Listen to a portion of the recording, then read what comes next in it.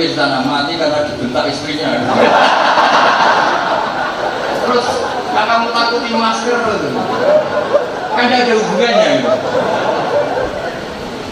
Nah makanya saya minta kalau kamu takut corona itu diri saya takut sakit, kalau sakit ngelelkan orang, kalau nanti saya sakit sujud saya kurang, ngaji saya kurang. Berarti ketakutan kamu terhadap kekurangan aktivitas ibadah. Kalau itu baru Islam gitu, baru benar. Berarti baru benar-benar datang di pengajian hikam.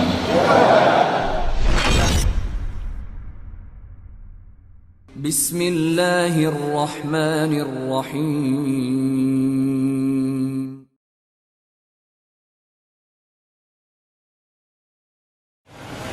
Ini sesuai permintaan keluarga saya teruskan al-hikmah atas sita wa ta'ala. Sudah mengenali pada tradisi guru-guru kita. Saya bernama Pak Hasim, pernah ngaji sama guru saya, guru kita semua, dan guru saya. Jadi kira-kira beliau sanatnya sama dengan saya. Jadi kalau khusus pernah nanya Pak Hasim, ya dari cucu saya. Maka kalau ngatur saya ya tutupnya bisa. Cuma ada di anak kita yang biasa yang tahu saya ya ini dulu. Sebetulnya saya insya Allah akan depan itu di PSD karena memang saya insya Allah rutin mengaji Sajadah Ma'arif di PSD di PG di Berkati. Insya Allah saya nanti ngaji di sana tanggal 22. Tapi gara-gara dibajak di sini saya harus apa perlu tak jadwal lah apa enggak? Tapi kayaknya enggak karena kayaknya enggak sopan kalau ini saya teruskan. Saya berharap memang ngaji itu di mana dulu. Karena bahasa Arab itu bahasa yang per kalimat itu punya madhumul makna, punya kandungan makna yang enggak ada di bahasa yang lain. Misalnya paling gampang itu ini agak serius, tapi Nabi menyampaikannya adalah kata Rasulullah SAW. Ini ada di hadis Bukhari karena ini ngaji cukup katanya kalau hadis kita masuk ke konver. Padahal yang tanya ya tidak paham. Ini ada di Bukhari. Kata Rasulullah SAW, ala ta'jabuna kaifa yasrifu anni syatma quraisin wala'na yastimuna mudammaman wa yal'anuna mudammaman wa ana Muhammad. Kamu sekali-kali harus melihat sisi betapa Allah itu memilih nama saya Muhammad karena Allah ingin membingungkan orang-orang kafir kalau nyari saya. Orang-orang kafir kayak Abu Jahal, Abu Lahab inginnya itu tidak manggil Muhammad karena Muhammad ada orang yang terpuji. Muhammad benarnya yang Muhammad wahai orang yang terpuji. Karena mereka benci Muhammad, maka mereka kalau nyari Muhammad bilang ya mudammam, dia orang yang terhinakan. Itu tombol-tombol itu gak tahu mudammam siapa. Karena kalau nyari Muhammad itu gak ketemu. Akhirnya mau tidak mau mudammam yang terpuji itu. Akhirnya itu jadi buli-bulian. Ternyata Abu Jahal dia bilang kalau Muhammad itu orang yang apa? Terpuji. Akhirnya bingung. Maka kata Rasulullah, "Bu ya, kamu itu kagum. Saya ini orang spesial. Nama dipilihkan dengan nama yang bahkan musuh saya itu kebingungan karena harus manggil apa? Muhammad." Jadi suatu saat Abu Jahal menghindari kata itu, bilang ainal mudammam, di mana orang yang tercelakan itu? Tentu orang-orang Quraisy tidak tahu. Mudammam yang Muhammad itu, yang tercela tapi terpuji, bukan jadi kata. Jadi saya mohon bahasa itu dilatih berkata, berkalimat, sehingga nanti duduk perkaranya ilmu itu kelihatan. Jangan sampai terjemah itu mengganti bahasa aslinya, yaitu bahasa Arab. Karena apapun hebatnya mutarjim itu tidak akan mewakili kualitas dan kalam ini subhanahu wa ta'ala, tidak akan mewakili konfliknya atau padatnya menghentikan Allah subhanahu.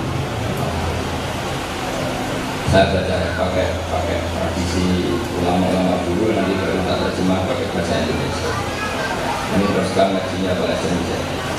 Karena kalau saya meneruskan itu otoritatif, karena beliau pernah ngaji dan jadi sangat otoritatif. Saya pernah ngaji yang khatam, terus pernah ngajar hikam yang khatam, belajarnya khatam berkali-kali. Jadi kayaknya lebih keren dengan Gus Yusron.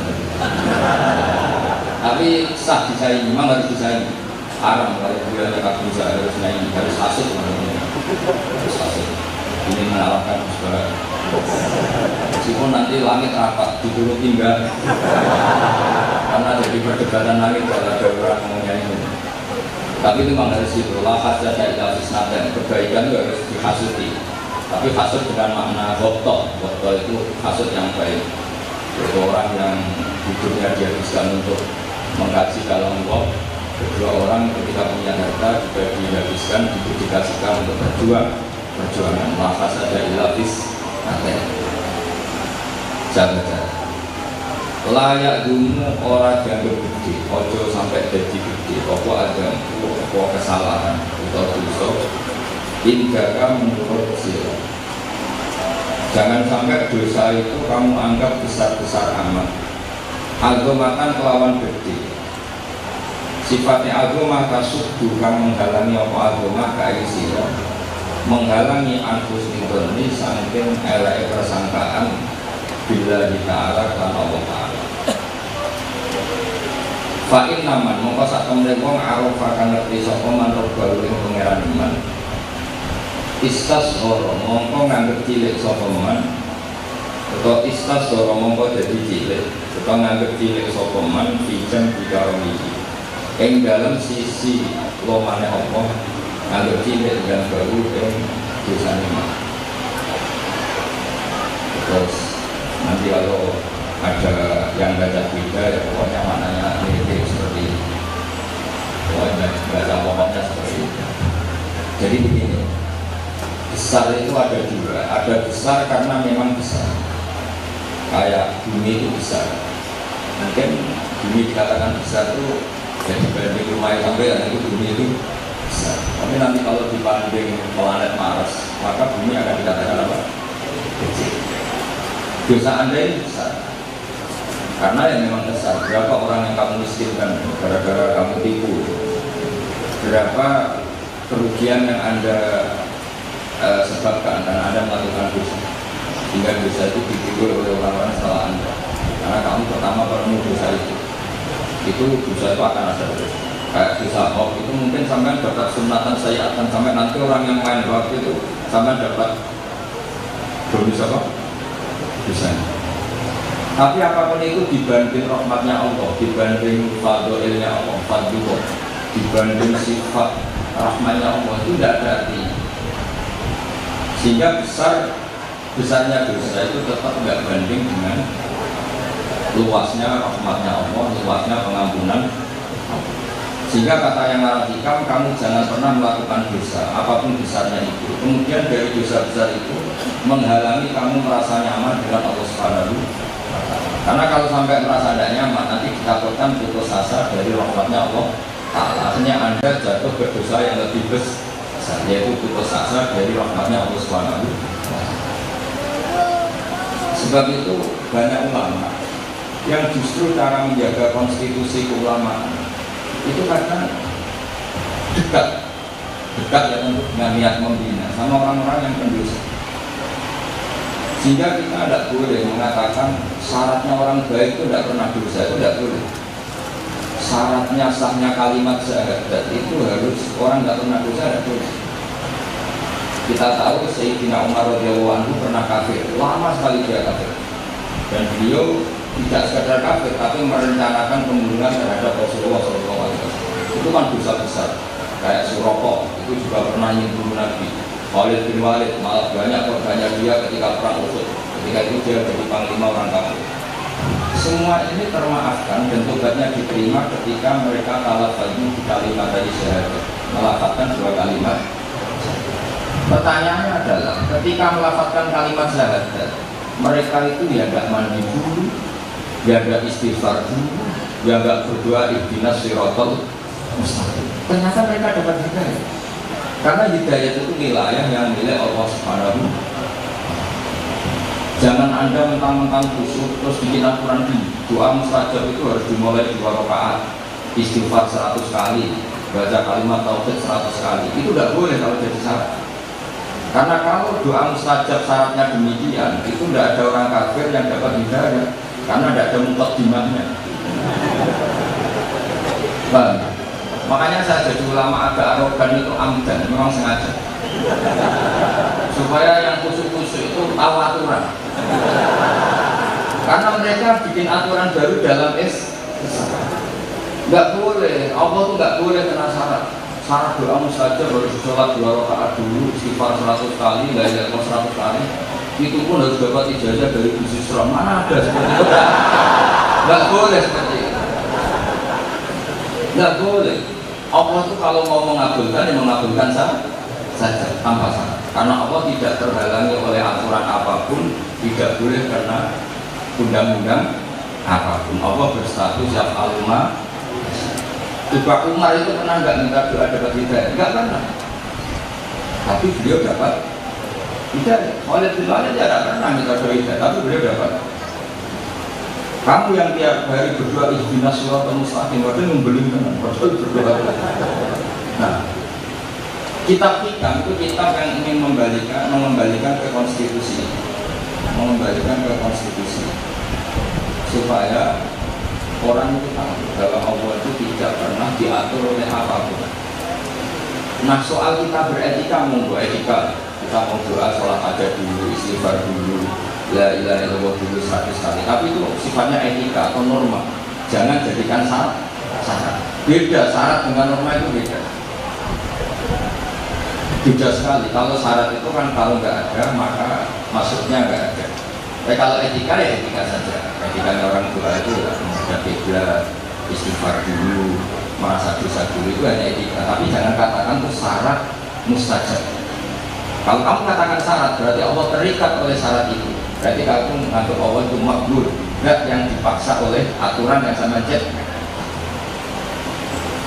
Ya jadi jelas. Makanya kita tidak perlu menganggap dosa itu terlalu besar yang sampai kita menganggap dosa itu bisa mengalahkan kehendak Allah untuk menerima Tuhan kita. Itu bahaya sekali. Berarti kamu menganggap dosa kamu yang besar itu mendikte Allah untuk memaksa Allah tidak memberi tobat sama kamu. Bagaimana mungkin dosa kamu bisa memaksa Allah? Ya kalau kamu ya dosa-dosa saja, neraka masih luas. Ya dosa aja, neraka masih luas. Tapi jangan sampai kamu menganggap dosa ini mengalahkan rahmatnya. Allah itu kriminal besar kalau kamu menganggap dosa ini mengalahkan rahmat. Makanya di sini disebut layak dzunubam wa inda ka'azamatan tasudduka an husnidzanni billahi ta'ala. Jadi jangan sampai dosa ini kemudian kamu anggap besar, saking besarnya kamu menganggap Allah tidak mungkin mengampuni. Pertama-tama menganggap tidak mungkin mengampuni, lama-lama menganggap tidak bisa mengampuni. Mensifati Allah tidak bisa ini satu kriminal besar. Bagaimana kamu mengatakan Allah tidak? Coba Khalid bin Walid, berapa orang yang dibantai Khalid bin Walid ketika perang Uhud? Dia panglimanya perang orang kafir. Tapi justru dia tobat setelah peristiwa Uhud. Saya berkali-kali cerita dalam ngaji saya. Setan yang terkenal itu, mungkin Anda kenal sekali orang setan. Itu pernah nangis. Setan itu takutnya sama Allah malah nangis sampai. Tidak ada orang takut Allah kayak setan. Setan itu masya Allah takutnya sama Allah.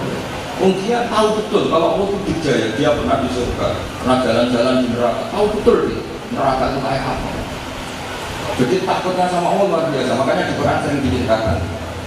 Kama kali syaitan di sekolah itu Musa itu kalau memakai farok kalau ini dari umumkan ini akhafu rabbal alamin. Setan itu kalau provokasi orang kafir supaya berani perang, bilang bahwa ini jarul lagu. Tapi setelah perang itu terjadi berkecamuk, maka soala adibayi kalau ini dari umumkum ini malah tauna ini akhafu. Jadi setan itu sangat takut sama Allah. Artinya kalau kamu sekedar takut sama Allah itu masih nggak keren-keren amat karena setan juga takut. Tapi kalau kamu alim itu di Quran nggak pernah ada sifat setan itu alim. Nggak bisa setan baca kitab baca nggak bisa. Mungkin tidak punya. Setan itu saking takutnya sama Allah itu tersiksa, saking tersiksanya ini tuh. Singkat cerita dia nemuin Nabi Musa, ya Musa, anta kalimu engkau itu kalimu orang atau nabi yang bisa berkomunikasi langsung dengan Allah. Tolong sampaikan ke Allah kalau saya ingin tobat. Sebagai rasa empati, karena orang yang tobat itu harus diterima. Akhirnya Nabi Musa itu berkomunikasi dengan Allah. Kalimu, ya Allah, abdika setan itu ingin tobat, tolong dengan terima, karena kelihatan nyesal sekali, ngeluh sekali. Akhirnya sama Allah diterima. Oke, setan saya tobati, tapi dengan syarat dia harus sujud ke kuburan Nabi Adam, karena dulu dia salahnya ada sujud sama Nabi. Datang Nabi Musa ke setan. Oke, permintaan kamu diterima, tapi syaratnya harus sujud ke kuburan, karena Nabi Adam sudah wafat, kuburannya Nabi Adam. Oh, marah setan. Aas di rumah kan waktu lah as di dulu hayat. Lu zaman muda kan orang belum mengenai mati. Itu kumat lagi, Bapak. Kumat lagi setannya. Artinya sebetulnya setan itu pernah nyentuh, karena setan itu takutnya sama Allah luar biasa. Tapi ketika disuruh tadi meresat ulang karena dosanya dia dulu nggak mau sujud, maka tobatnya dia sekarang harus mau sujud. Dan tentu Nabi Adam sudah wafat. Makanya secara alam isi, ya, alam lahir Nabi Adam sudah wafat. Makanya kata setan, asjudu maitan wa qad asjudu hayyan. Masa zaman hidup saja saya tidak mau sujud, apalagi setelah tidak, kalau syarat ikut seperti itu tidak mau. Nah, tapi saya ingin bertanya, jadi tidak boleh apapun soleh Anda, apapun khusyuk Anda, tidak boleh bikin aturan baru dalam Islam. Misalnya kamu mengatakan syarat saya doa mustajab itu sholat 2 rakaat istighfar sekian kali. Kamu nggak boleh kamu katakan itu syarat. Karena kalau kamu katakan syarat berarti Allah terikat oleh syarat itu. Nah, mengatakan Allah terikat itu satu kesalahan besar, karena Allah ya faluma yasa wa yahkumu ma yurid. Allah terserah. Ya bukti paling gampang gini. Banyak orang yang dulu sangat benci Rasulullah, sangat ingin membunuh Rasulullah, malah dikasih tobat. Contoh yang gampang ya Khalid bin Walid, Umar, Suraqah, banyak orang-orang kafir yang itu. Tapi banyak orang yang khusyuk, yang mulai zimul masjid, yang paling masuk dalam cerita itu Sa'labah, itu malah nyuwun sewu na'udzubillah dari mati sebelum. Di sini ini orang selalu disuruh berdoa yang muqallibal qulub tsabbit qalbi ala dinik. Karena Allah tetap ya fa'alima. Tidak bisa sama mentang-mentang karena saya ini dokter fikih paling benar sungkan. Tidak bisa.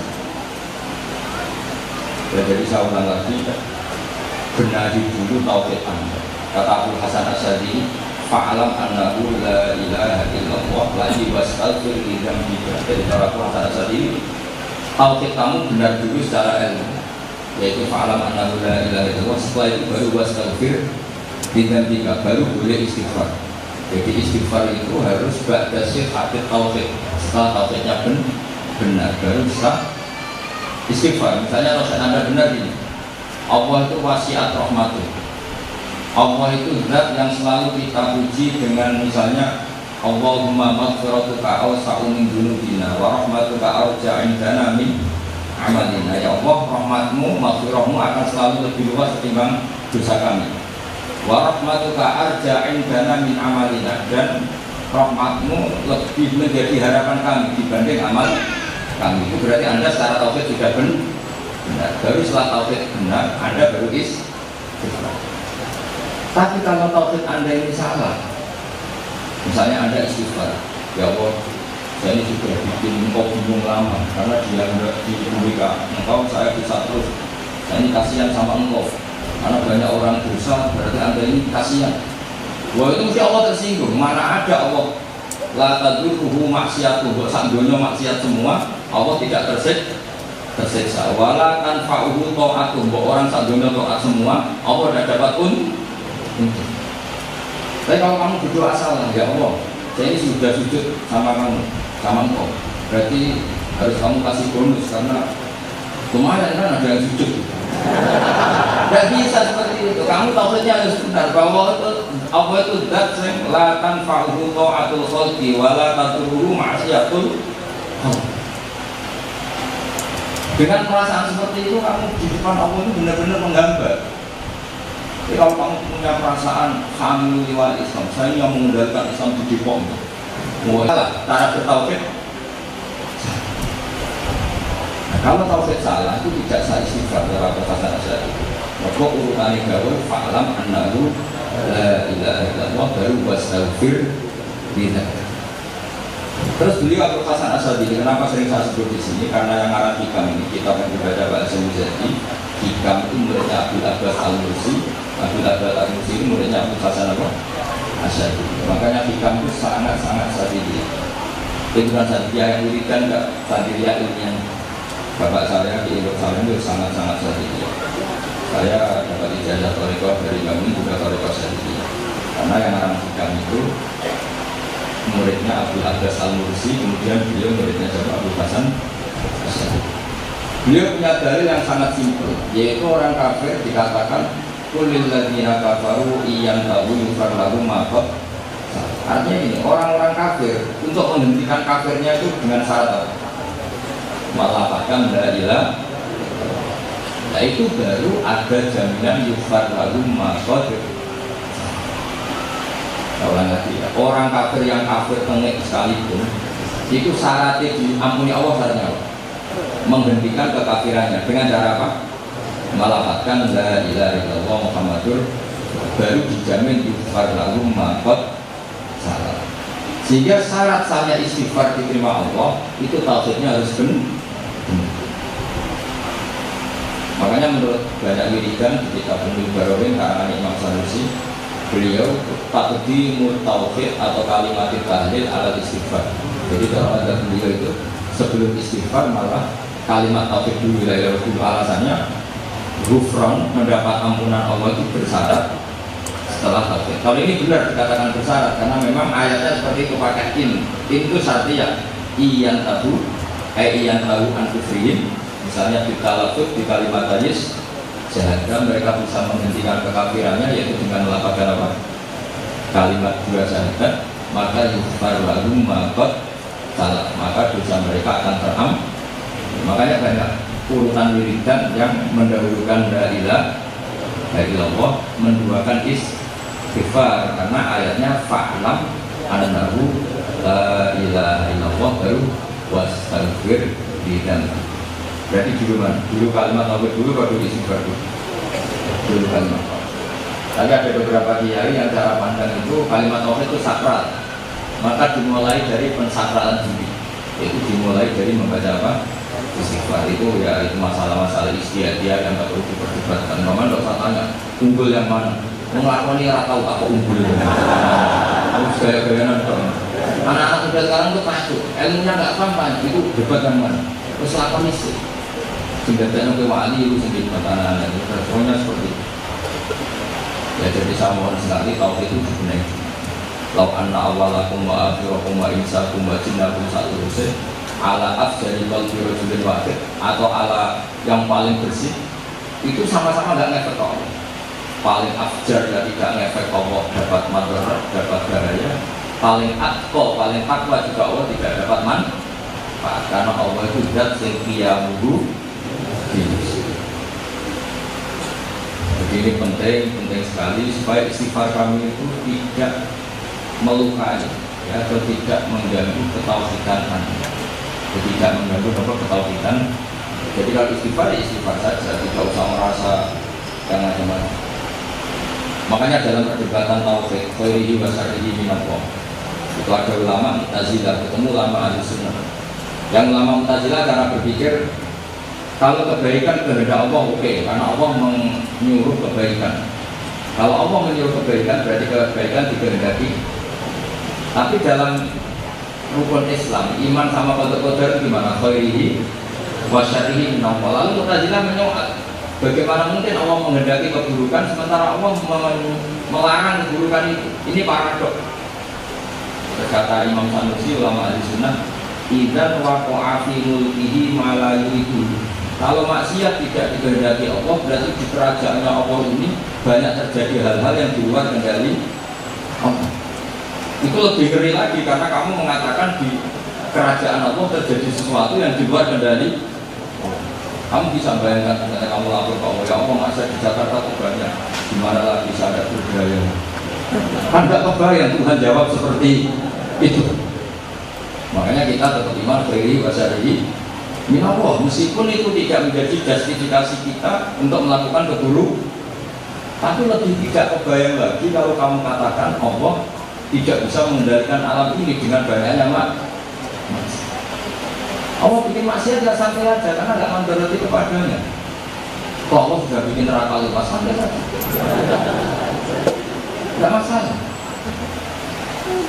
Tapi jangan kamu katakan seperti paham-paham sanawiyah itu ya mirip-mirip paham Allah itu jangan banyak yang kebaikan dari ini, yang keburukan dari ini. Jadi jangan kepada dualitas, ada paham ini apa dia kayak gelap dan apa terang. Nggak boleh, kita harus tetap tauhid khairi wa syarrihi.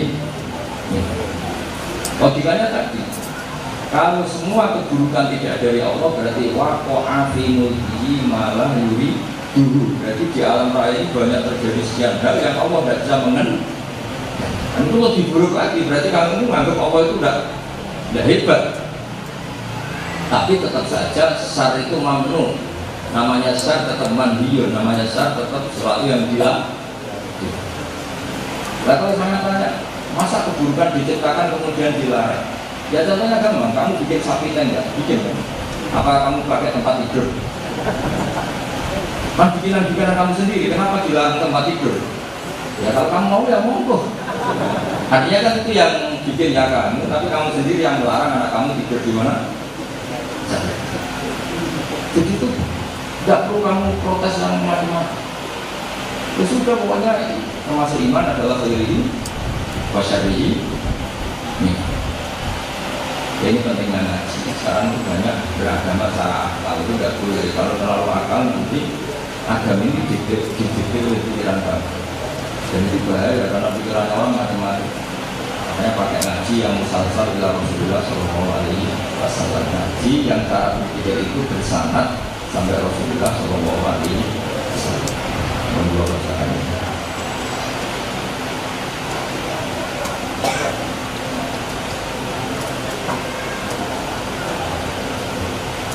Al-hikmah al-khamsul, hikmah yang ke-50. La sodhirota, orang cilik itu mau, orang kesalahan cilik itu mau. Tidak mau balakan, alikane ngadepi, kain siro adu ya. Wala lagi rotalan orang gede itu mau, tidak wajah kan alikane ngadepi, kain siro adu.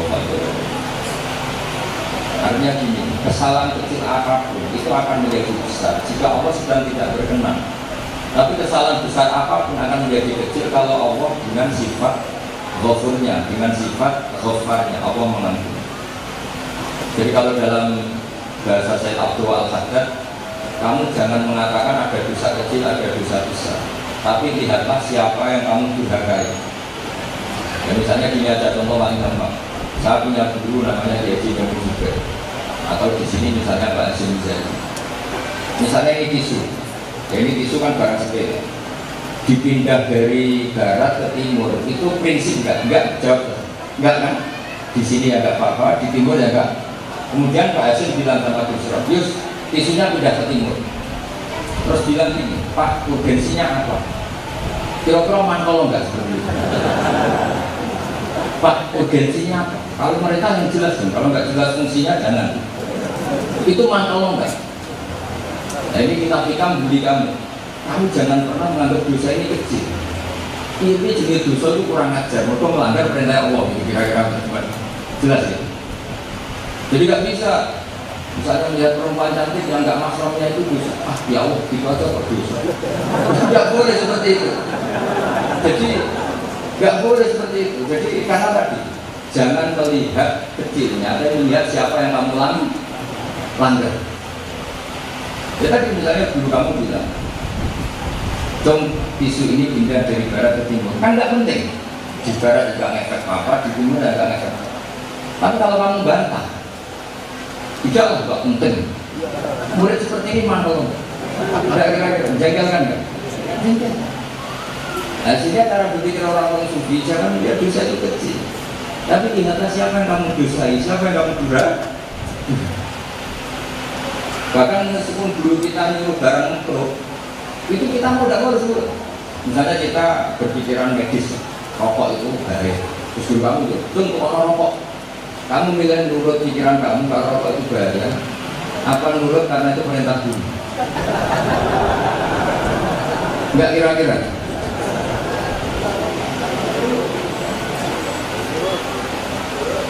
Karena dulu itu tetap nyonjol egois, nggak mau tahu, nggak mau nggak dituduh, mungkin enak gitu.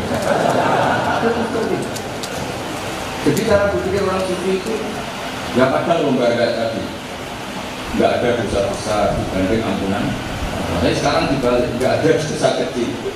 Bagaimanapun kecil ini pelanggaran. Kalau pelanggaran berarti menyepelekan Tuhan yang merintahkan.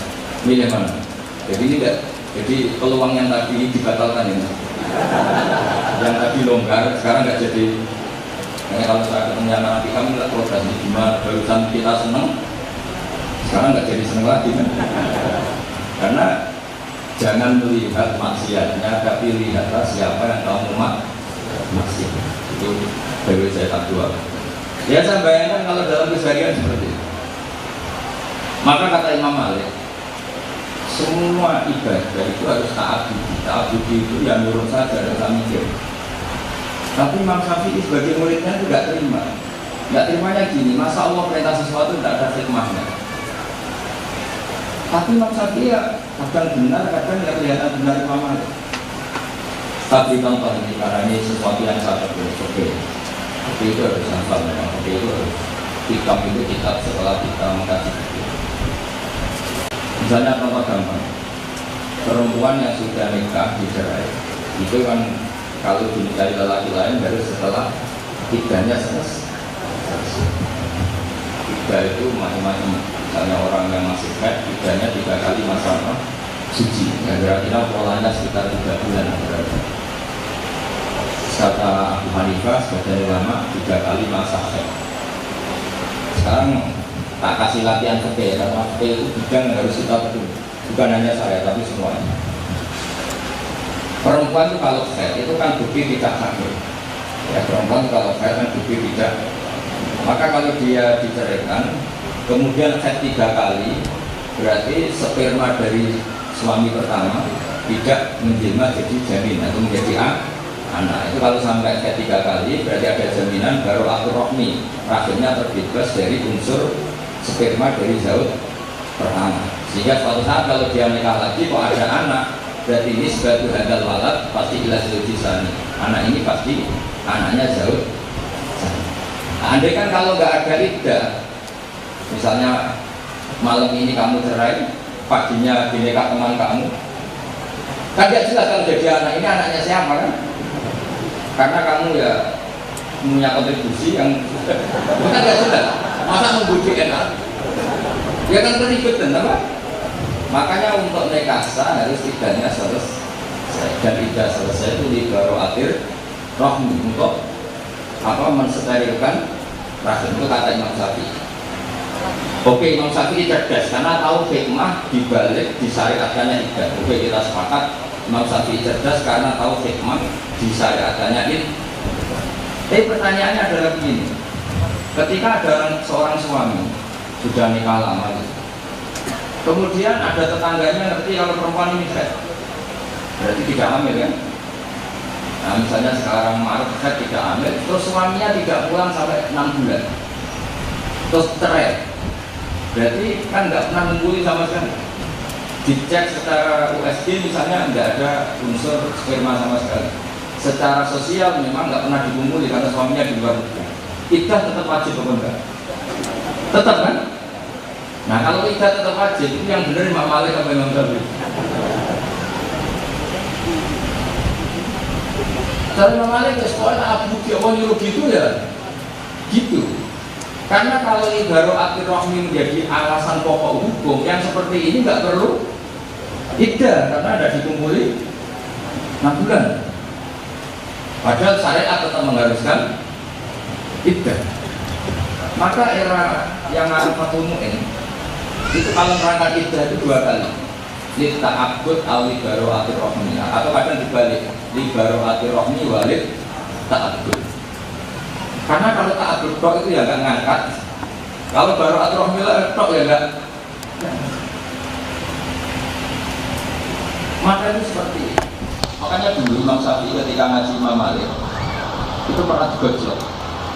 Ya Syafi'i, Imam Syafi'i ini dari Imam Malik itu junior.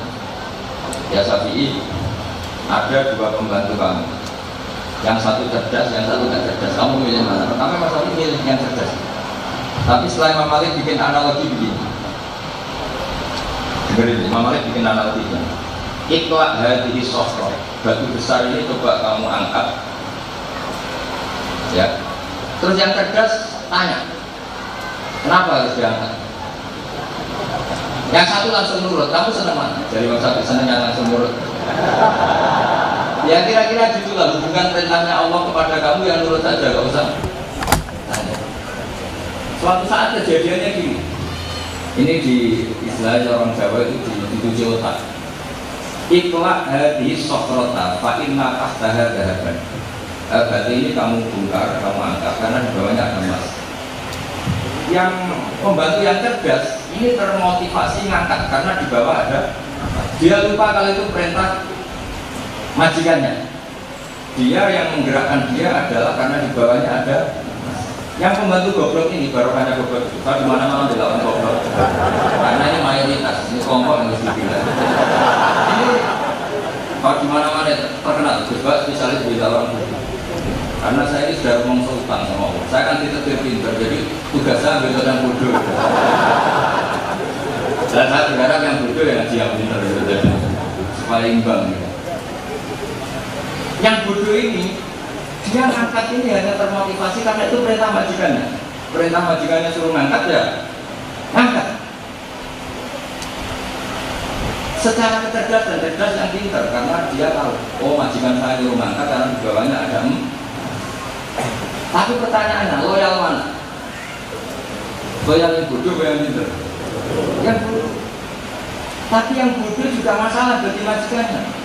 Majikannya lama-lama bilang gini, gua anggap aku wong bodoh, nak ngomong orang hikmah. Artinya yang bodoh ini juga kurang takdir sama majikan. Masa saya memerintahkan sesuatu kemudian tidak ada hikmahnya? Kamu milih mana kalau dari sisi itu? Milih yang pintar. Ya iya kan. Misalnya si bodoh tak tanya, kenapa kamu nurut? Ya nurut saja. Kamu tidak pernah berpikir kalau semua perintah saya ada hikmahnya, tidak pernah nurut saja. Itu kira-kira majikannya tersinggung nggak? Tersinggung juga. Masa aku sebodoh itu nurut sesuatu nggak ada hikmahnya? Iya kan? Nah di sini ini hikmahnya ya ada mazhab Maliki, ya ada mazhab Syafi'i. Makanya terus kitab-kitab itu ngeper itu tadi. Lalu disyariatkannya iddah untuk apa? Ya libaru akhir rohmi tapi walid ta'abbud. Ya libaru akhir rohmi walid ta'abbud atau ta'abbud walid baru akhir. Seperti sholat contoh gampang. Saya termasuk orang yang kalau komentar terpasang sholat misalnya. Sholat seperti itu ta'abbudi pada hikmah. Kita bilang ta'abbudi, kalau mau takbir ya takbir saja, rukuk saja gitu. Sekali kamu mengatakan begini untuk peregangan, kalau sujud untuk apa, penguatan jantung, itu nanti sholat mirip kayak senam yoga. Iya kan? Lalu ternyata ada yang sholat terus sakit, yang senam yoga. Enggak, berarti hikmahnya besar mana? Besar yoga, bahaya kan kalau seperti itu. Makanya saya nggak setuju kalau ada orang minta hikmahnya sholat sampai semuanya unsur kesehatan. Nanti kayak pembantu yang pintar tadi, loyalitasnya ke majikan itu kurang, tapi yang motivasi adalah lobby. Tapi kalau dibalik, masa Allah memilih gerakan itu kemudian tidak ada hikmahnya? Kalau dibalik gitu, kamu milih mana? Makanya saya tuh kalau ada apa itu acara apa hikmah dibalik sholat, jaga kesehatan ini, jaga kesehatan jantung macam-macam. Saya tuh mau melawan itu ya, takut apa bukan takut orang itu, takut Allah, jangan-jangan memang ada hikmahnya. Tapi kalau mau imani, jangan-jangan nanti fungsi sholat kayak senam yoga. Kamu milih mana? Ya tujuh tadi ya. Bagus itu ya. Ya bagus. Ya sudah.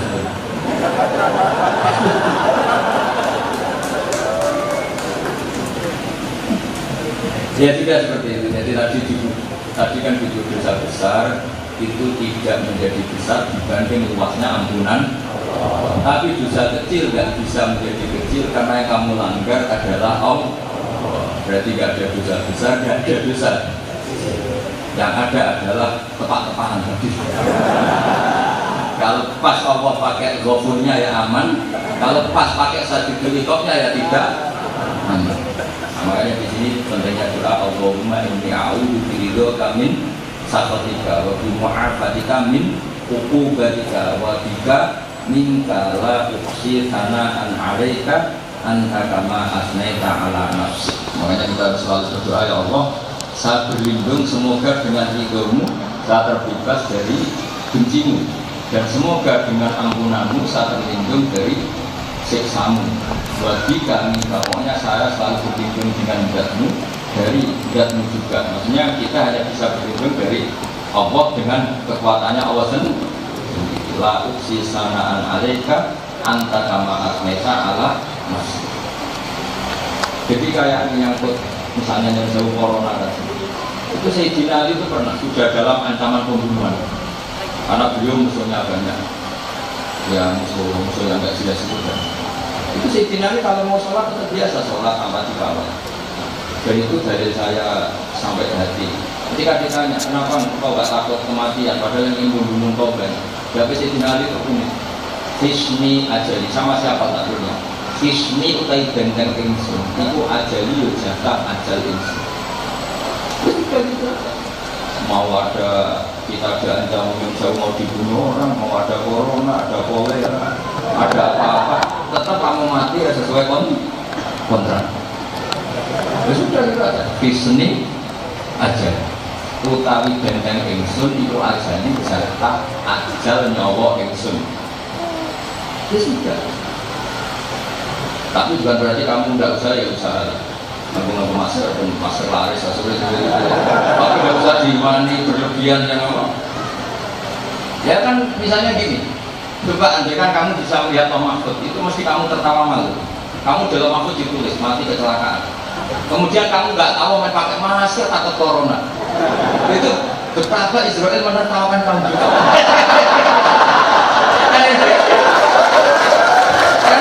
Lucu kan? Iya kan? Apalagi kalau ditulis ini mati karena bulu gizi. Terus umur-umurnya pakai masker, terus padahal tulisannya mati karena bulu apa? Karena gizi buruk. Apalagi ditulis sana mati karena dibentak istrinya. Terus yang kamu takuti masker itu kan tidak ada hubungannya gitu. Nah, makanya saya minta, kalau kamu takut corona itu diri saya takut sakit, kalau sakit telepon orang, kalau nanti saya sakit, sujud saya kurang, nanti saya kurang. Berarti ketakutan kamu terhadap kekurangan aktivitas ibadah. Kalau itu baru Islam gitu, baru benar. Berarti baru benar-benar datang di pengajian hikam gitu. Ya, jadi, ya biasa seperti itu aja terus. Ya apa? Disney aja ya. Jadi Disney udah genteng ingsun. Iku ajali ajal. Assalamualaikum warahmatullahi wabarakatuh. Subhanallahi wa bihamdihi adada khalqihi wa ridha nafsihi wa zinata arsyihi wa kalimatihi. Subhanallahi wa bihamdihi adada khalqihi wa ridha nafsihi wa zinata arsyihi wa kalimatihi. Subhanallahi wa bihamdihi adada khalqihi wa ridha nafsihi wa zinata arsyihi wa kalimatihi.